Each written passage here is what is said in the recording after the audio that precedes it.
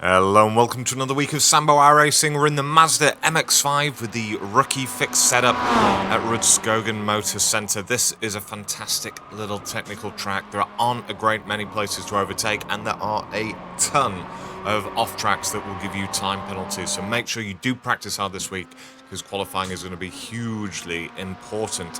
Going to change it up as well now for the next few weeks and see what you guys think about it. Going to start off with the flying lap from the cockpit, and then we're going to do a breakdown lap, and then we are going to go flying lap again at full speed from the chase cam. Due to the popular vote, we are going to have no driving line. Now, if you are a driving line enthusiast, this is the time to wean yourself off it. And if there's thousands of you that are now going to complain and stop watching my videos, then do let me know and I will add it back in at the very end, although it is more work. Anyway, thanks. Let's start the lap.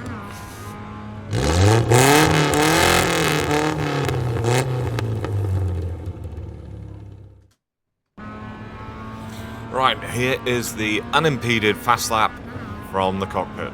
Over on the right hand side, looking for this rumble strip. Braking, do not cut there. There is a time penalty there. It is a pain.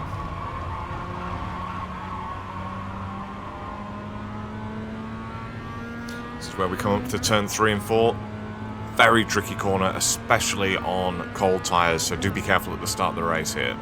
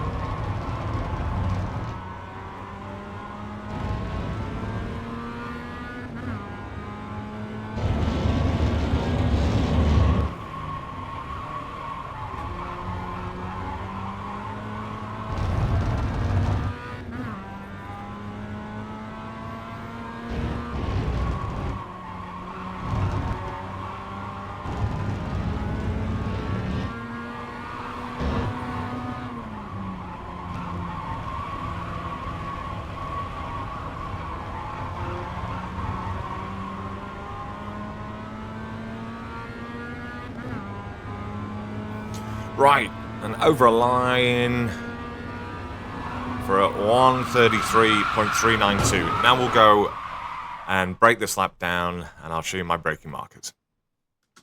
Right, here we go. So we are over on the right-hand side, changing up to 4th gear on the red light, and what we're looking for right ahead is the start of that rumble strip. That's going to be my braking marker for turn 1. Turn 1, very tricky. So we brake in a straight line, as always, up to about 90%, and then immediately start trailing that off as we start looking towards the apex. We don't want to cut this any further left than I have. If you go any further left at all, you are going to have an off-track and a time penalty. Very, very stringent. So we drop it down into 3rd gear, and we're not really looking to cut any further than that, and then we drop it down into 2nd gear, give it a quick blast of throttle to get you back over to the apex here of 2, and then we do an immediate little bit of braking as we get to the rumble strip, only about 20%, not really to wipe the speed off, but more to change the balance of the car, get the weight in those front tyres, and now we're just going to feel for the grip, holding it over to the right-hand side. Anytime we need any more rotation, we just come off the throttle, and now I'm fully back on the throttle midway through the corner on the apex. Car's going to drift out wide. That's fine. Up to 3rd gear, we're going up the hill, so we just hold it that extra little split second. Up to 4th gear. And now the next one we're looking for, it's directly between the 100 and the 50 meter marker, and this is a very tricky corner, even with hot tires like I've got here. So once we get midway between those, I'm going to do a little dab of brake, again, just to change the balance of the car. And now I'm going to be balancing between my accelerator and my brake, steering with your feet, it's called, as we go all the way around this corner, dropping it down to 3rd on the apex of 3 here, letting the car drift back out, give it another blip of throttle, as you can see there, and now still just balancing the car between the throttle and the brake, dropping it down to 2nd gear. Now this is really important. We want to get our car pointing right over to the right-hand side. We can just touch the grass with the right-hand tyres here. And then we're going to go full throttle as we come off, get it right over to the right-hand side. Now, you can take this next turn here, turn 5 flat, but I like to do a safety lift, and I'll show you the reason for that. So I do a quick lift, and then I'm back on the throttle at the apex here. And that just means by doing that lift, it means that I can point my car in the right direction here for the next corner. And because what we're wanting to do is set up the entry perfectly into 8. So I've done 2 lifts. And now I've got my car exactly where I want it, so that when I get to this white line up ahead here, I can do my quick brake up to about 60% and then straight back off for turn 8.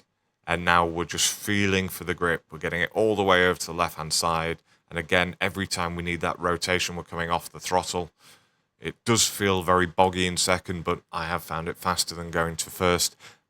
So again, I'm now fully back on the throttle, nice and early, so that we can get the run down past the kink in 9 to the hairpin at 10. So again here, we've got the 50-meter marker. That's our braking marker here. Now we're going to have loads of grip because the car is really weighting up as we get to the bottom of this hill. So we can go up to 100% braking, get all that speed wiped off. And then as we look to turn towards the apex, we drop it down from second, down into first gear, start building back up on the throttle.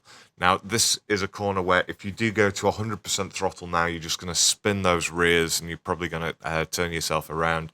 So what I do is, as I come away from the apex, I build the power back up. So I'm only hitting 100% as I'm halfway back across the track. Straighten the car up because she might still be a little bit oversteery. Now we're going to aim towards the Worth advertising up ahead here. And what we're wanting to do is get our car fully over so only our left-hand tyres are still on the white line. We want to get a nice wide entry here into 12. And as we've got the car straightened up, and only once we've got it straightened up, you see as my steering wheel straightens and I've got the car balanced, I'm going to go up to about 55% on the brake and immediately trail it off down to the apex.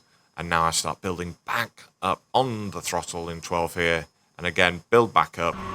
Car's going to exit wide, that's fine. We take turn 13 flat out, but then as soon as we straighten the car back up for turn 14, that's when we going to get on the brakes up to about 75%, trail it off, and again, the same as before, we're just feeling for that grip in second gear. Anytime we need the rotation, we're just letting off slightly on the throttle, and we want to get back on full throttle nice and early, as you can see I have here, so that you can hold it throughout. Exit nice and wide and cross the line in a 1:33.392. So what we're going to do now, final time, is full speed from the chase cam.